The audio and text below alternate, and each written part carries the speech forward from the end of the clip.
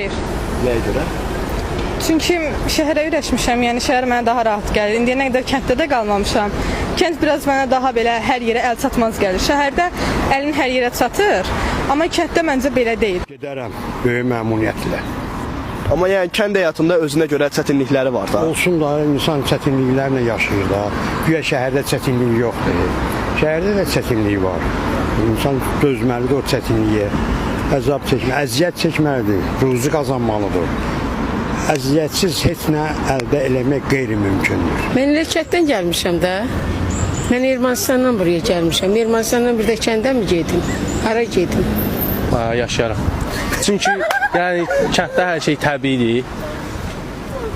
Mal, heyvan, bilirsən ki, özündür, təmizdir. Amma şəhərdə nədən hazırlandığı bəlli deyil.